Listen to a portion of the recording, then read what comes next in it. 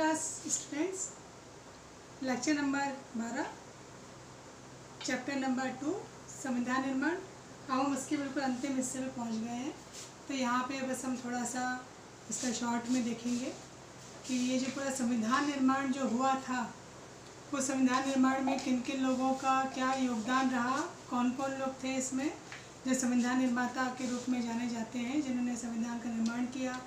उसमें जो कमेटी बैठी थी उसमें कौन कौन सदस्य थे, क्या थे, और फिर इसके अलावा जो दो महत्वपूर्ण अपने जो व्यक्ति रहे हैं, गांधी जी और नेहरू जी, उन्होंने जब अपना ये संविधान का लागू होना था उसके बारे में इन्होंने अपनी क्या राय रखी, क्या कहा, क्या कथन था उनका, उस सब का मैं आपको जो है बुक का प्रिंट भी भेजूंगी। अभी तो आपको थोड़ा सा शॉर्ट में समझा रही हूँ।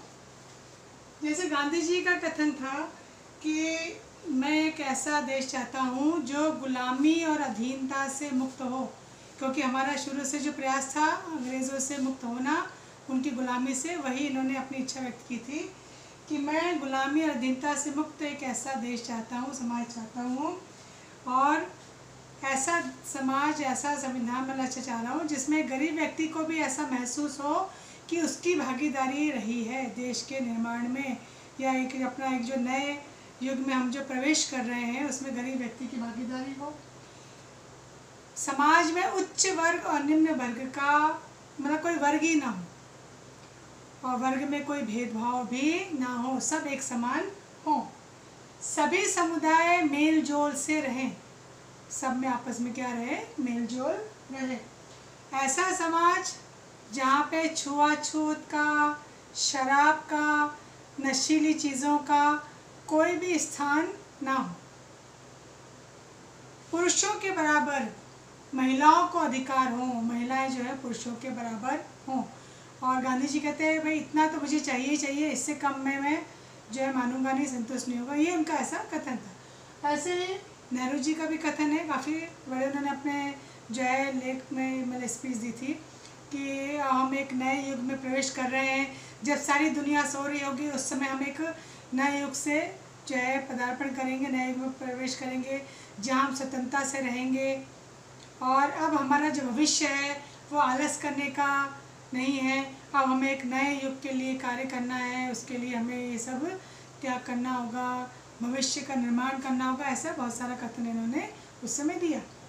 हम कुछ लोगों के नाम यहाँ देख रहे हैं जिन्होंने संविधान बनाने में योगदान दिया, जिनमें से कुछ नाम से आप परिचित भी हैं। वल्लभ भाई पटेल, सरदार वल्लभ भाई पटेल जिनको हम कहते हैं, जिन्होंने इसमें योगदान दिया, जो बाद में स्वतंत्र भारत में भारत के गृह मंत्री और सूचना प्रसारण मंत्री भी बने।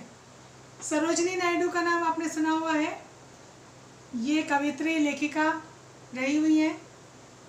अब्दुल कलाम आज़ाद, ये एक बहुत बड़े विद्वान, शिक्षाविद, लेखक इसके रूप में जाने जाते हैं। इनकी और भी पहचान है, वो आपको मैं भेजूँगी। टी कृष्णाचारी, कांग्रेसी नेता, और बाद में ये आधुनिक भारत में वित्त मंत्री भी बने। डॉक्टर राजेंद्र प्रसाद का नाम सुना ही है आप लोगों ने, जो भारत में फिर राष्ट्रपति बने थे, उसके पहले संविधान सभा के अध्यक्ष ये थे। डॉक्टर भीमराव अंबेडकर, इनका नाम तो जाना पहचाना ही, शुरू से आप पढ़ रहे हैं इनका नाम, ये प्रारूप कमेटी के अध्यक्ष थे, बाद में कानून मंत्री भी बने थे। इनके अलावा कुछ और नाम भी हैं, बलदेव सिंह जी, सोमनाथ लहरी, श्यामा प्रसाद मुखर्जी, कन्हैयालाल मुंशी, दुर्गाबाई देशमुख, एस.सी. मुखर्जी और जयपाल सिंह। इन सब की भी अपनी कोई ना कोई खासियत है जो आपको मैं शॉर्ट में भेजूंगी, उनको आपको ध्यान से पढ़ लेना है और समझना है। और साथ के साथ में गांधी जी, नेहरू जी ने जब हम एक नए युग में आ रहे थे, हम स्वतंत्रता प्राप्त कर रहे थे, उस समय इन्होंने अपने क्या विचार रखे उसका भी मैं आपको कथन के रूप में यहाँ पर भेजूंगी। तो ये जो है अपना शॉर्ट में है, और फिर इससे संबंधित कुछ विकल्प वाले एक दो क्वेश्चंस हैं, वो भी आपको सेंड किए जाएंगे, उनको आप देख करके और उसके आंसर दे दीजिएगा। तो अभी के लिए, आज के लिए, आज हम एक शॉर्ट में ही ले रहे हैं, और बाकी मैं आपको बुक प्रिंट के हिसाब से भेज दूँगी।